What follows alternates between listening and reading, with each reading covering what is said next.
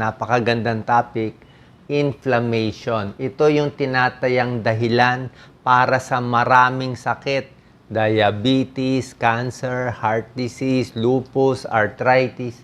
Ito yung pinaka-root cause, inflammation. So, magbibigay tayo ng mga pagkain, panlaban dito, ano bawal dito, at ano mabuti dito.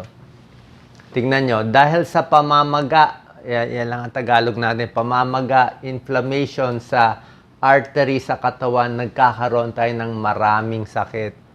Tumatanda, inflammation din. Tumataba, diabetes, sakit sa puso, allergy, pati cancer, mahina immune system.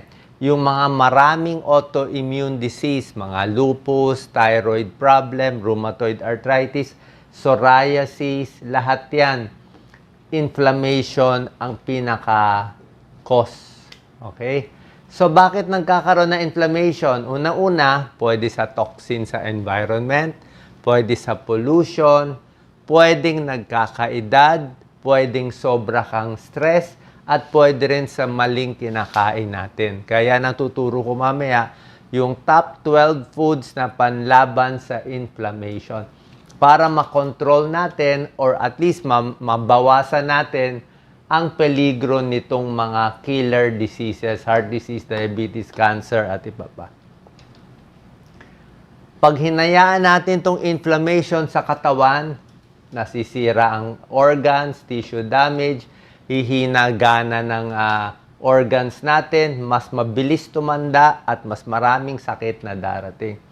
Kasama rheumatoid arthritis, inflammation din yan. Ito, autoimmune disease, ang dami niya, no? Leukemia, thyroid, hyperthyroid, Guillain-Barré, psoriasis, sa balat, mga eczema, kahit mga hika, may possible inflammation din yan. Lahat ng mga sakit-sakit, yan, no? Ng katawan, connected din sa inflammation. So, tulad na sinabi ko, ano yung mga bad foods na nagpapabilis, nagpapalala ng sakit natin? Ito yung mga bad foods na inflammatory foods. Lalong mamamaga ang katawan mo, lalong lumalala. High salt foods, high blood, processed meat, masyado marami, trans fat, mga margarine, carbohydrates, puro kanin puti, puro tinapay, matatamis na inumin, lahat juice, soft drinks, at mga fast foods. Mga pro-inflammatory foods to, mga prito. Yan, no? Mga pagkain ng kokos na inflammation na paborito natin. Deep fried, mamantika, mga cake, mga matatamis, mataas sa sugar, candy, soft drinks, trans fat, biscuit, butter, lahat yan. Pag inaraw-araw natin, lalala yung mga sakit. Alam naman natin, nakakalala dito sa mga sakit na to. So, ano magagawa natin? Okay? First, sa luto, napakahalaga. Kung ayaw natin lalo lumala yung inflammation at itong mga sakit, tingnan nyo, mas maganda kung binibake lang, konti lang mantika, pwedeng bake, pwedeng steam, or stir-fry lang ng mabilis. Kumbaga sa gulay, mabilis lang. Ayaw natin yung deep fry, lubog sa mantika, o yung grilling. Yung ganito kasi, pag nasusunog kasi yung karne, tapos yung mantika niya tumutulo, di ba? Pag tulo niya sa apoy, nagbabago yon, nagiging cancerous siya. So, tumulo sa apoy, bumabalik sa pagkain, pag sinerve, hindi po maganda. Kaya mas maganda, konti lang mantika or baking or steaming. Ibang luto, mas maganda. Nasa luto din ang mahalaga. Pero kung ang ginigrill mo naman, gulay or isda, walang problema doon. Yung karne lang ang delikado. Other ways, bago ko bigay yung pagkain panlaban sa inflammation, ito talaga. Siyempre dapat, mas kalmado yung katawan, mas relax, outdoors, mas kalmado yung utak, less inflammation, kahit may cancer, ayan no. Kaya nga maganda mental health, napakahalaga. Yung mga maiinitin ng ulo, mainggitin, laging galit sa mundo, yan, minsan mas marami silang sakit. Mas nagkaka-high blood, magugulat ka na lang, ang daming kati-kati sa katawan, pati tumataba na lang ng bigla. Meditation, prayer, inom ng maraming tubig, kasali lagi siya. 8 to 10 glasses, 10 to 12 glasses of water in a day. Diba? Sabi ko yun, simple lang. Tubig lang, ayaw pa natin. Kasi nga, ang dami niyang benefits. Ang benefits ng tubig, hindi lang yung pang UTI, para sa balat, dehydrated, hindi. Ang dami. Para gumana yung liver, para gumana yung utak, para gumana yung buto, para gumana yung bituka, lahat kailangan ng tubig. Rest, pahinga. Okay? Pwede konting araw. Tapos itong mga pagkain tuturo natin yan. No? Exercise. Napakaganda ng exercise. Social connection. 'Di ba? Mga nakikipag-usap sa mahal sa buhay. Less stress, adequate sleep, at ito na. Ituturo ko na, ayon sa mga pag-aaral, top 12 anti-inflammatory foods. So, ito yung mga good foods, pero ito yung mga top. Siyempre, alam naman natin, gulay, prutas, at iba pa. Pero ito yung top 12. Number 1, strawberry. Lahat ng berry, lalo na kung nasa ibang bansa kayo, baka may blueberry, raspberry, blackberry, nako, kainin nyo yan. Kung meron kayo mabibili na affordable. Pero sa atin, strawberry lang. Sobra-sobra dami siyang antioxidant ang mga berries. Antioxidant, anthocyanin, talagang maraming pag-aaral, maganda sa puso, anti-cancer properties, ay mataas sa fiber, pampababa ng cholesterol, maganda sa blood pressure, hindi rin nakakataba. Basta yan lang kakainin nyo, huwag nalagyan ng maraming asukal. Number 2, mga fatty fish. Doc Lisa, yung mga sardinas, tuna, tamban, ano pa ba, mga tawilis, dilis. Okay, salmon. Konting bangus, pwede na rin. Mackerel. So, fatty fish, wag lang masyado mamantika o maalat. Mataas sa omega-3 fatty acids. Fish oil, may EPA, may DHA. Makakatulong sa heart disease, diabetes, kidney disease, overweight, lahat yan. Bawas pamamaga sa katawan, basta isda. Up to 3 times a day, 3 times a week, pwede kainin. 3 to 5 times a week, pwede kainin. Isda, ayan, maraming benefits. Omega-3, mabilis lutuin, para sa puso, may vitamin D. Yan, napakaganda. Number 3, superfood talaga to. Superfood, broccoli, cauliflower, sama mo na spinach, sama mo na kale, pero mahal to. Pero broccoli and cauliflower, kaya mahal ang broccoli eh.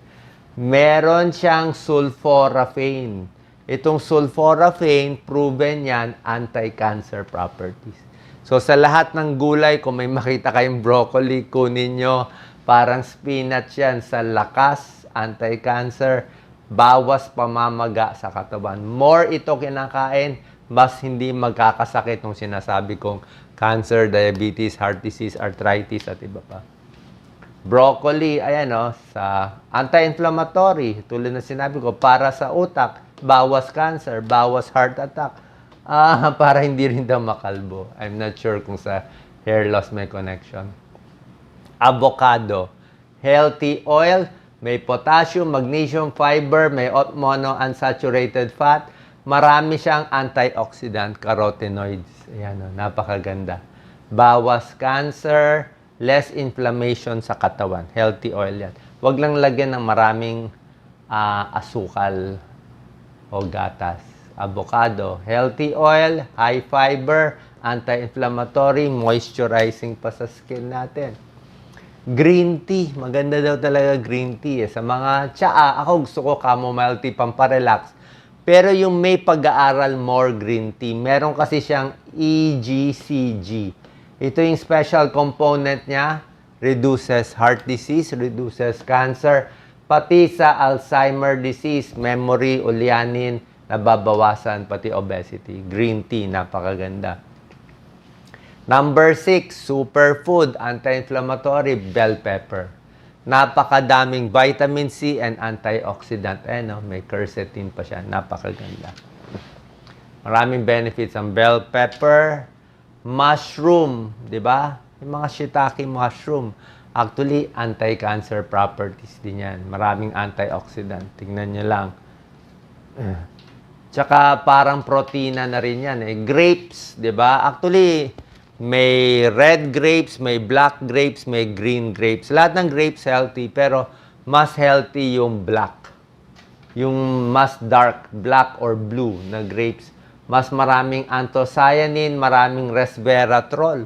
Actually, sa animal studies, pampahaba ng buhay itong resveratrol. Iwas heart disease, diabetes, obesity, arthritis, at iba pa. Huwag lang masyado marami kasi baka lang masyado matamis, tumaas din ang blood sugar.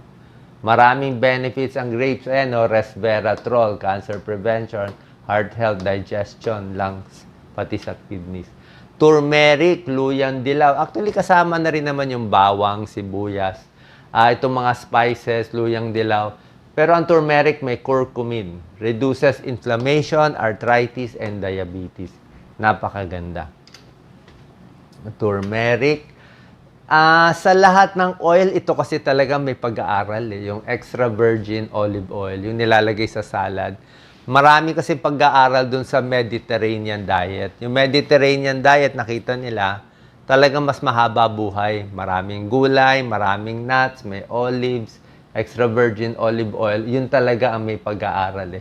Sa iba naman, let's say gusto nyo yung ibang oil, coconut oil at iba pa, pwede naman pero mas konti lang. Pag nagluluto, konti lang.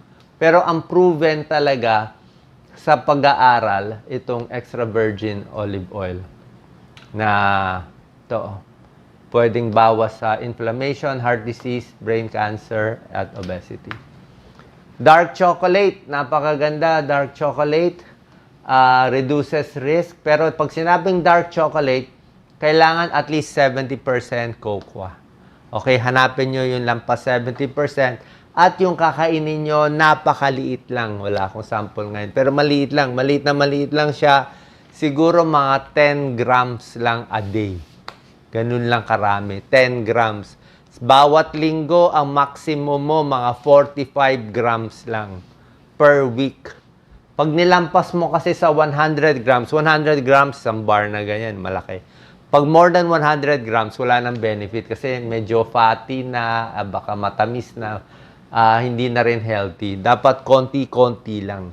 Tsaka mas mataas, 70%, 85% cocoa, mas mapait, mas chalky, mas mapait ang lasa, mas healthy siya. Meron siyang mga component flavanols, bawas sa sakit sa puso at iba pa. And lastly, kamatis. Diba? Kamatis, may lycopene, niluluto, may konting oil para mas ma-absorb yung lycopene. Vitamin C, potassium, lycopene, antioxidant yan. Napakaganda laban sa mga chronic diseases. So, yan po yung pinakita ko sa inyong top 12. Ayan, pakita natin. Sinabi ko na nga sa inyo, most chronic diseases linked to inflammation. Ito yung dahilan ba't tayo tumatanda. So, pag ito yung kakainin natin, mas babagal ang pagtanda. Ito na, yung sinabi ko sa inyo, summary lang. Ayan, mga healthy foods, ito yung mga bawal na nasa baba. At tulad na sinabi ko, bukod sa pagkain, itong mga lifestyle change, mas masaya, mas maayos ang mental health, mas masaya, less inflammation sa katawan. Salamat po.